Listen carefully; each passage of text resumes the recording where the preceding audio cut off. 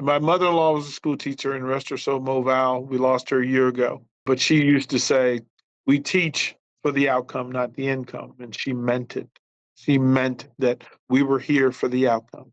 That was way more important than the income.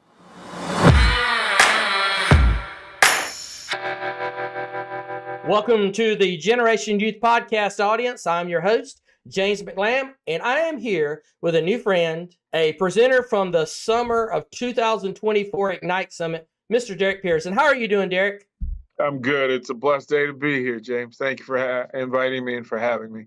Well, thank you for being a part of the summit. And if you guys did not get a chance to hear his presentation along with the 19 others, you really missed out. But you may see a sign of a little bit what's going on and what he shared in his heart. I tell you what, and I'll say this again later, the best thing that I enjoyed from the summit, and my wife really enjoyed from the summit as well, was the live that we did together, that streaming, where you just dove into some things that I took notes. I watched it again. I mean, it was exciting. I really love that live. So that actually you can find if you want to, folks. You can go to our Facebook group and it's still there. So with Derrick, our audience, they get tired of James talking all the time. They think James talks too much as it is.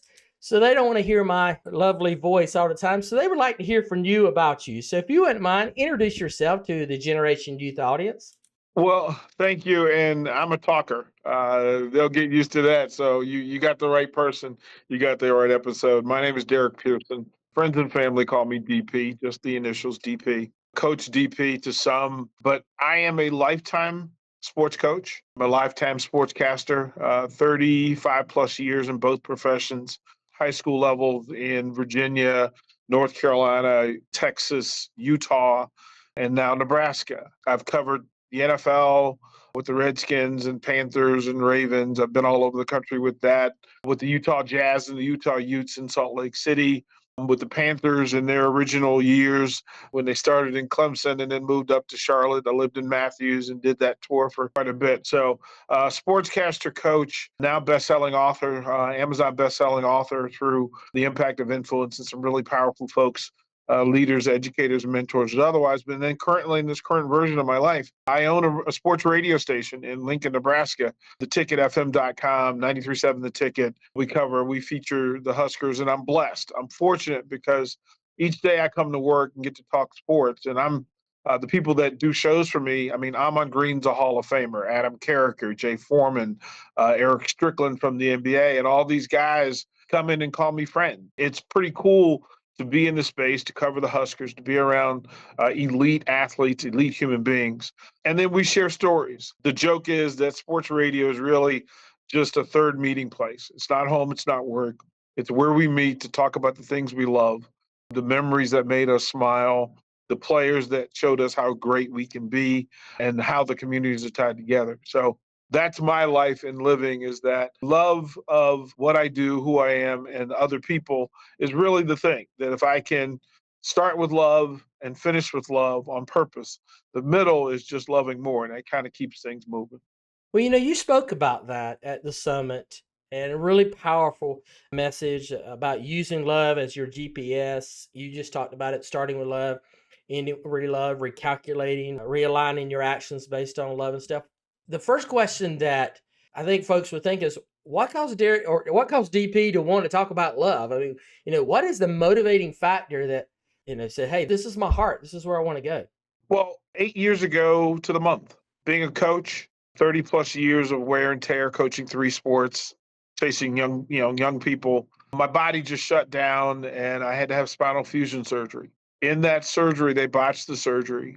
And I awakened forget about not being able to walk and with a new spine, but I had 27 blood clots, 3 in my heart, 4 in my lungs. I also had a bully called a saddle embolism, which let those clots into my heart and lungs and then wrapped itself around like a saddle, wrapped itself around my bronchial stem to choke me out. And it's called a widowmaker, and it's on purpose. And I couldn't breathe. I literally couldn't breathe. And they couldn't treat it because they had just done the spinal fusion surgery. So I would have hemorrhaged out. The blood thinner would have hemorrhaged me out. And at that point, before that point, James, I had always said that I'd lived a complete life, right? I've lived a full life. And if God took me today, I've lived a full life. I've lived several full lives. except for on that day, sitting in ICU, and chaplain sitting on my bed staring at me with her palms to the sky. I asked for one more day. And I said, I know what I've said before, but if you don't mind, I'd like to stay. I think I have some other things to do. And so I asked for one more day. And because of that, it forced me to do several things differently than I had done them before. One, it humbled me and gave me a level of gratefulness that I'd probably taken for granted to that point. And it also forced me to count the days. So today is 22,676. That's how many days I've been on this earth, 22,676. And the beauty of that is in setting the GPS for the day is when I identify the day, I recognize that this is the only 22,676 that I'm ever going to get. I'm never going to get another one. And if I don't pay attention to that, and I don't know what your day is, but I tell people, learn your day so that that day when you wake up, you give it all of the value. You give it all of the juice to the squeeze. You give it all of the perspective because I don't want to waste it. And I'm grateful for it. And think about this, that on it's 22,676 and I got to spend it with you. And that's such an important part of identifying that I get to speak to these people on this day as I am, because if you spoke to me yesterday, I wouldn't be as smart. I wouldn't be as much covered in love as I am today. I learned yesterday. 22,675 taught me. If I was wise, it taught me. And I'm smarter today. I'm stronger today. I'm more covered in love than I was yesterday. If I did it right, I love more today than I did yesterday. Not as much as tomorrow, but today is maximum love, maximum effort, maximum intensity. So I pay attention to it. And then it forced me, James, to do a thing that because they tell you blood clots get you in your sleep. Every morning when I woke up, I kind of opened that first eye, looked around, whew, we made it. We made it. I got another day. So then you say thank you. First thing, first thing, first thing. Thank you. Thank you for today. Thank you for whatever number it is. Thank you for the opportunity. Thank you for the blessing. Thank you for the gift. And then thank you for the opportunity.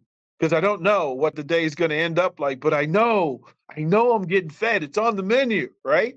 It's on the menu. And to say today serving 22,676 serving love. That's what's on the menu. And I get to say, wow, outstanding. And then I quickly remember that when I put my feet to the floor and I was with a new spine and stents in my body, filters in my body, I had to say, I love you. I have to say it a lot because the more I say it, the greater reminder I have of why I do what I do, who I do it for. Love has to be the reason. It has to be the reason. And then at the end of the day, if I made it through, I would sit back on that same corner of my bed and I would say, whew, we made it. Well done. Well done. So the three things that I say the most, James, in there, it's so powerful that I carry them with me and a reminder.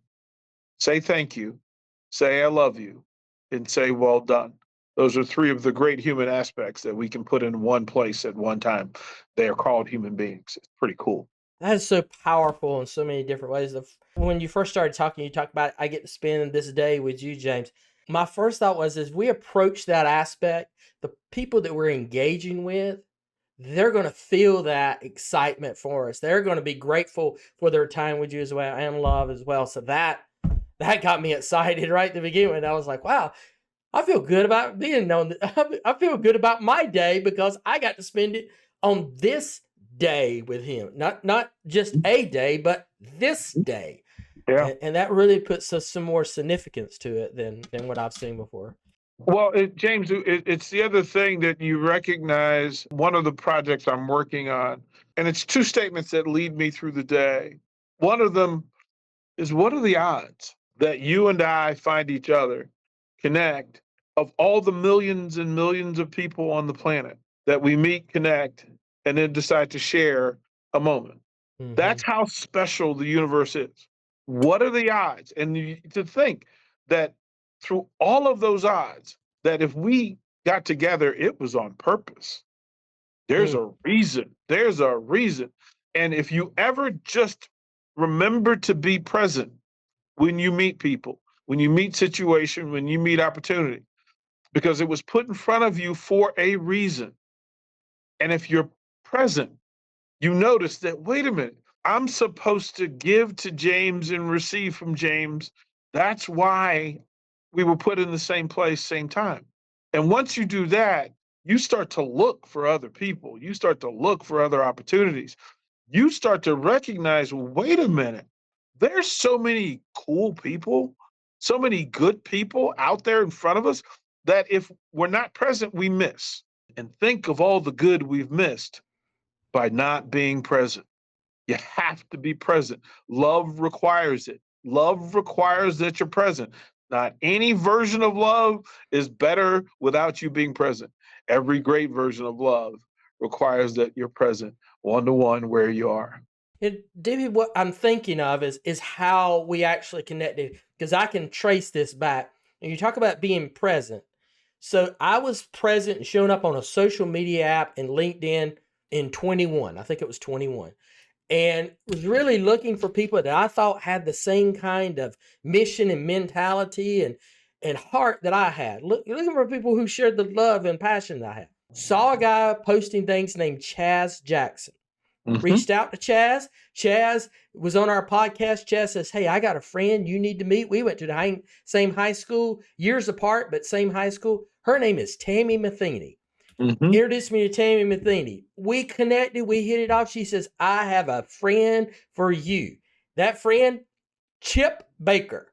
And Chip Baker, when we were getting ready for the summit this year, he said, "I know a man that you need to know." And that's how it all happened. And you're right. We were just showing up and being present. And look where it's led us.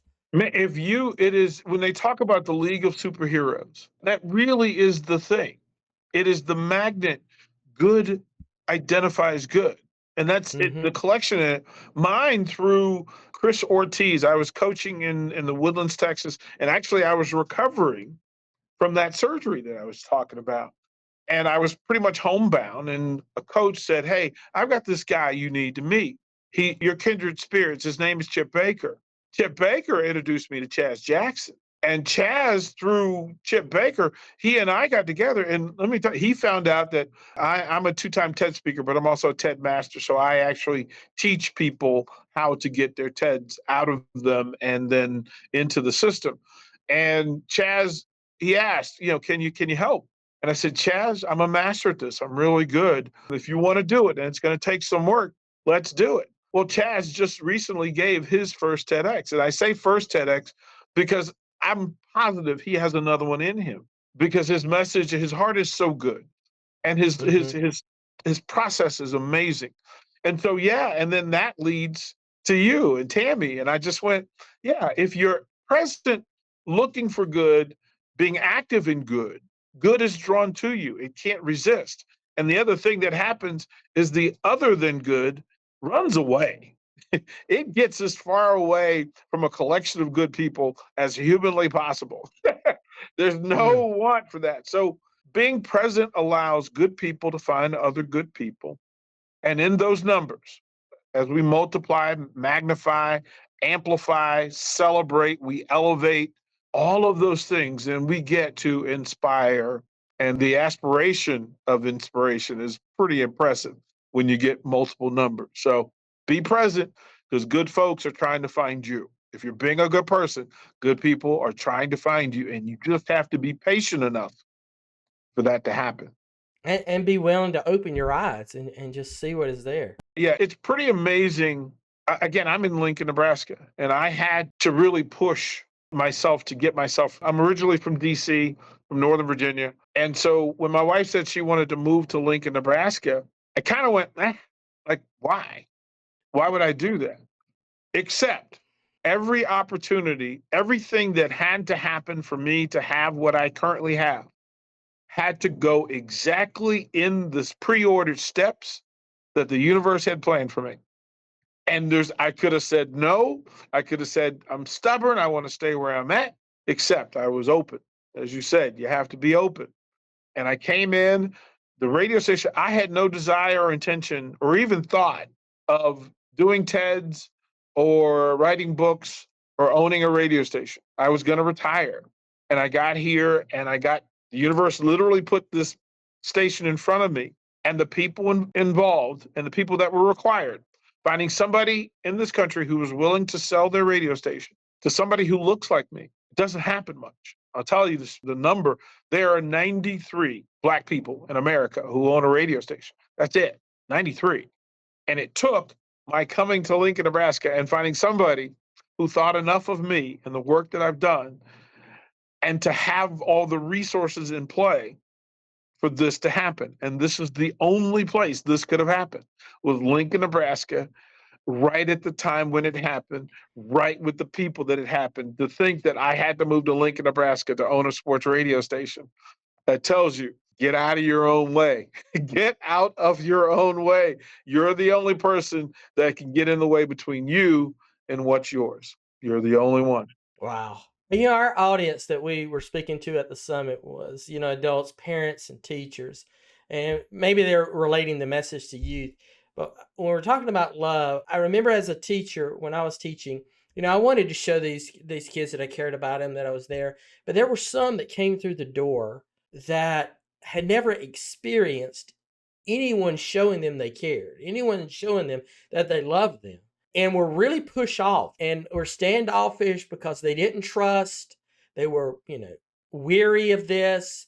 How do we reach that kind of generation? How do we connect with that person who needs it the most? It's easy to love that kid when he comes through the door that's at the top of the class, or that kid that's maybe not top of the class, but just good, that wants to. But how about that one that's going to challenge you every day and put it in your face or be standoffish? How do we reach them with this? There are two things that I use in the fullest form as a coach, as an educator, as a mentor.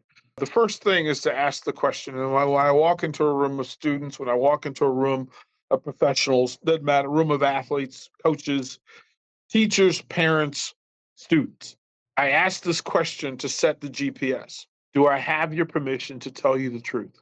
Do I have your permission to tell you the truth? Because that allows us to agree that no matter where we're going to end up, we're going to get there mutually with the same truth involved. Because once I do that, and then I tell you, because I want to love you. That's why I need the truth. I need for you to tell me your truth. I need for me to be able to tell you the truth. And along that path, I'm going to love you. There's not a question about that. Whether you receive it or not is none of my business, but I'm going to love you. And because of that, and telling you the truth behind it, I give you a pass that allows you to hold me accountable if I'm not doing the things that make you comfortable with being loved by me. To say as a coach, I'm going to show up, I'm going to be here, I'm going to smile, I'm going to meet you here at the door with a smile. Hand, we can slap hands, we can fist bump. But if I'm consistent and being present with that person, I'm going to start to find out some things. That connection happens. Connection happens if I'm consistent and I'm present and I know why, what they're looking for. See, young people can't wait to tell you who they are. They just want to see whether you're present and whether you're listening. Do you care? Do you care? They're always seeking something. And what happens is people run to love. People run to love. If love is not there, then they will run to the other. So give them love. Constantly, consistency. It's breadcrumbs. It's cookies on the table, that another meeting place, the thing that draws them to say, hey, listen, there's something good happening here. And there is the sign. I wear this thing on my wrist that a friend gave me, and it says love. And it's the thing that it reminds me to lead with love. It's the thing that lets them know that love is welcome, that love is preferred, and it's a topic. It's a priority. It's a thing. It's simple. It's amazing for young people. Oh, good things happen here. I'm okay here. I'm seen here. I'm heard here. And I'll be given the truth here. That's how you build the bridge. That's always the bridge from not and having. Just be present with it constantly, consistently. It never fails. It really never fails. Because young people are searching. They're searching. They're looking for something to lean in on. And when they find an adult that leans in with them and not against them, they buy. They absolutely buy in.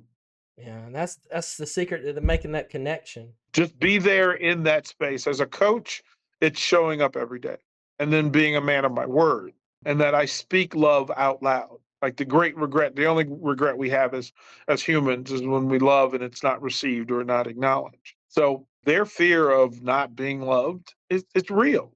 It's Yeah. real. They've been told if they're in that kind of pain to not receive love, it means that they've been seeking it and never found it. So they become disillusioned. Well, no, I've got to paint with a bigger brush. I've got to say the words a little louder, more often, with a little more meaning. And then I have to be active in it when I say it. I Yeah. have to be active in loving them rather than just saying I love them. The two are required. Love requires action. Action requires love. The two are tied together 100%. I was thinking too when I was listening to your presentation and we were doing the live together. I was picturing a room full of teachers and you're speaking to them in an in-service meeting, and so many of them are right there with you and they're like, "Yes, that's what I'm here. That's why I went in the profession." And then there's that group that is sitting back in the corner going, "This guy's lost his mind. I ain't gonna love these kids. I'm here to teach math. I'm here to teach them science. I'm here to do that. Hey, I ain't need this. They need to come to me with the right attitude and I'll send them out." How do we convince someone? And I know this sounds so stupid to ask this question. I mean, even verbalizing it, it sounds stupid to me, but how do we convince someone that their first priority is to love? Doesn't that sound stupid? Audience, are you with me? Because it sounds stupid when I said it out loud, but it is an issue. It is a thing. I've been in those buildings. I've been on coaching staffs where the grumpy, frowny faced, bark first coach existed. And then you recognize that they are hurting too. They're hurting. That's what hurt people hurt people. And until you heal and until you have a safe place where you can exhale, you can breathe Mhm. in, ask them, I'm present. Why are you teaching? Who are you here for? If you tell me it's money, you tell me it's family. You tell me that you want to have enough. And then that part, remember that you're here to help your family. And that's not stress, that's love. You're putting on your superhero cape and you're coming to work every day, even some days with some bad kids. But guess what? For those that are receiving you, give them something good. Feed them something good. Anybody that tells me you're in a room of kids and didn't put on the menu that love is what you're serving, what are you serving? There's a thing that came up today, and we were joking. A buddy of mine called his teacher, and he said, I got an email that was negative, and he wanted to just scream. And he said, "Okay, I'll call DP." And I said, "No, you just said it's." He said, "Sir, excuse me, but hate, venom, and poison aren't on the menu here. We don't serve it. Thank you, but that's not what we offer here." And if you walk into a classroom, I'll meet you at the door. I'll meet every teacher at the door. If I Mm. say thank you to you for what you're doing, we're off to a good start. If I remember why, if I remind you why you're there, I'll ask you to find one young person, one person that day who came just to see you, who came just to consume what you were feeding them.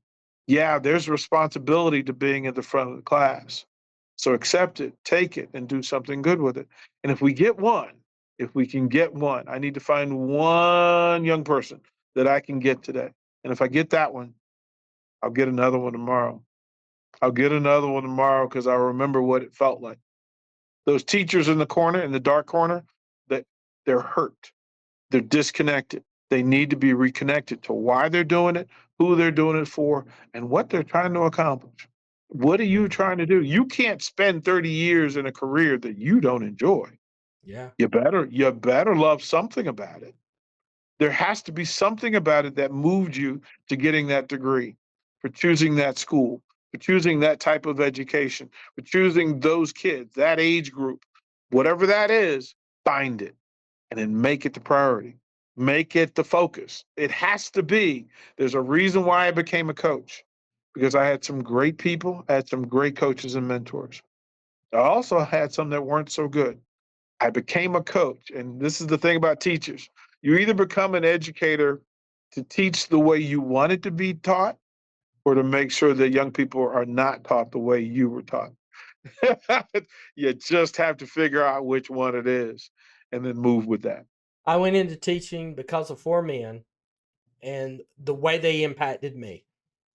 And I felt like it was my thank you to them for taking a scrawny little kid who believed there were great things that he could do, but everybody outside of him was not giving him the chance and the opportunity to. And I was like, if I could just get a chance, if I could just get a toehold, I know I could shine and I could show everybody, but nobody's doing it. And these four guys looked at me and said, we got you. And I didn't tell them what my mindset was. It's like they were mind readers. And so I spent my years in the classroom and still spend what I do because I owe a debt to people that I can't repay. Well, it's planting of seeds and not for fruit we're never going to consume. Exactly.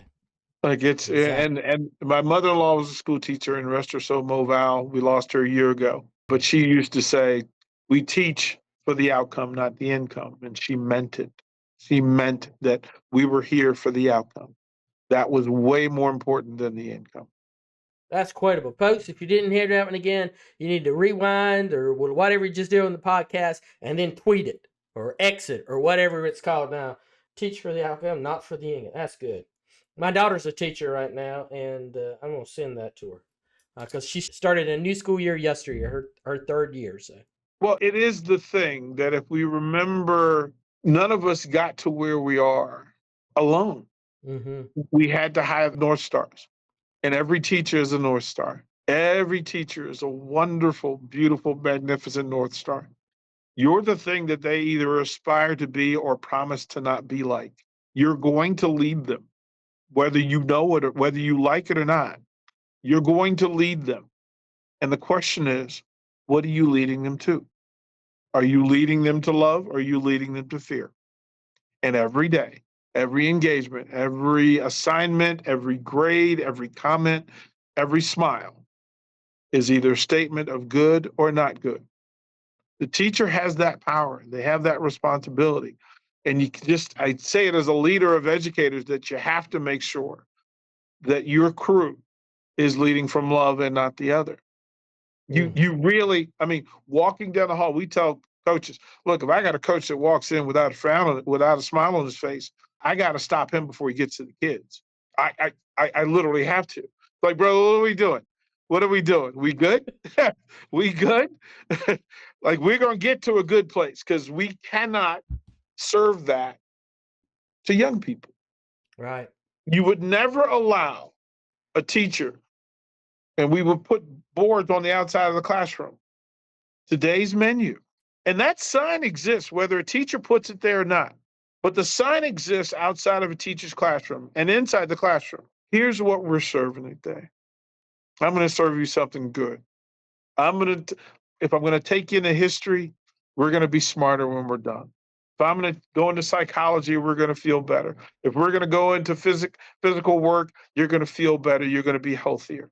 If we go to home ec, we're going to teach you how to take care of your body by putting something good in it.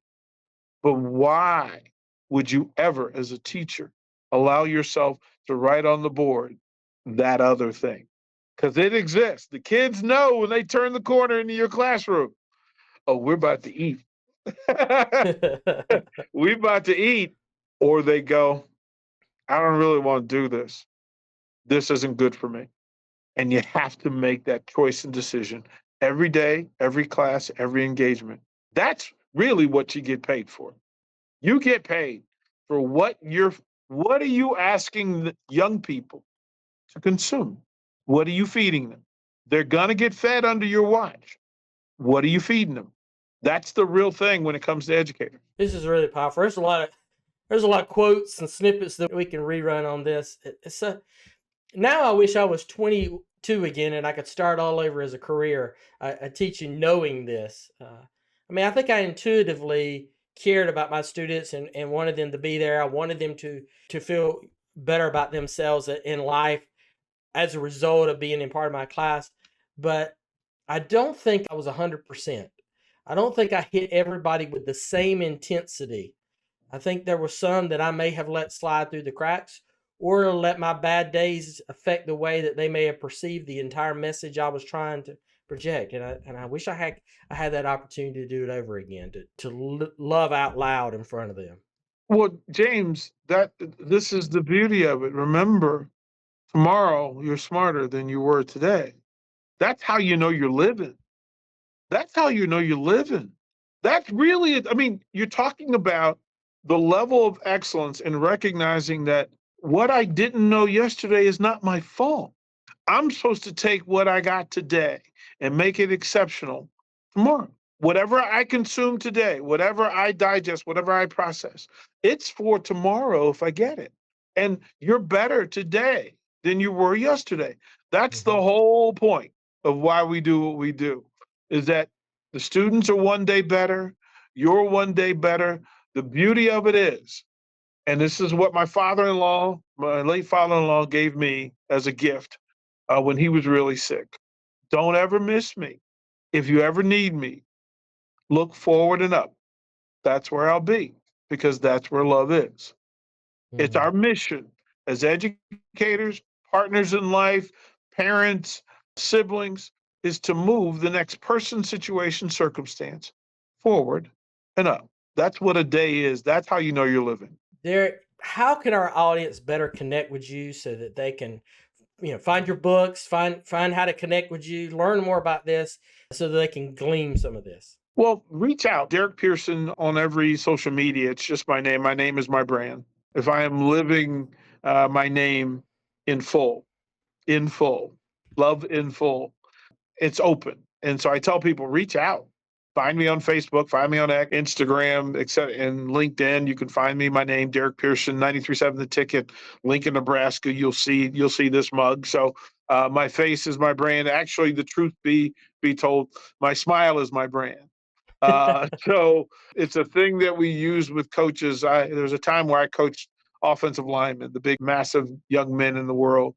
But I would always say, I've never met a left tackle that could face this smile and not smile back. Our smiles are undefeated. Our smiles are undefeated. Everybody, it's one of the great things that we have, that when I walk into a room and I flash, I give my smile. My smile isn't for me. It's for the people who receive it. And that's the important thing. So on social media, reach out. I'm never going to turn you down. I'm never going to run away. If you have questions, I do speaking engagements all around the country. I speak to coaches, I speak to teachers, I speak to bosses, I speak to teams. And getting in a room, and I tell people, listen, get those muscles in your face ready. Because if we do this right, we're going to use them. That's what we're doing. Well, thank you, Derrick, for being a part of the summit, but also just really giving a wonderful time for us on the Generation Youth podcast. This is going to be a highlight episode for me, something that I'm really excited because my wife really wants to hear it. I can't wait till we get it fixed and I'm able to just share it with her and we can talk about its meaning as well. So Well, thank you. James, it is the thing. I'll be appreciative and grateful for today. And I'll say the three things again with you because they're important and they're true. Thank you for the opportunity to spend this time with you and share our lives and our hearts. That's what we're here for. I love what you're doing and how you do it. It's just I know there's some lucky people in your universe and in your vacuum who get to do this. And well done in providing an opportunity in this vehicle for people to share love, for people to share ideas, and people to share themselves. So thank you, kind sir. Well done. And thank you, audience, for sticking with us. Look, if you've stuck with us for almost 40 minutes, you must have really loved what you were hearing. So go to the things and like the podcast, comment on it, but most importantly, share it because there is someone that you know that doesn't know about this podcast, doesn't know about this episode, that needs to hear this message. It needs to be something that resonates with them, and we can only reach them if you share. So please like, share, and comment on this, and we'll see everybody again real soon on another episode of the Generation Youth Podcast.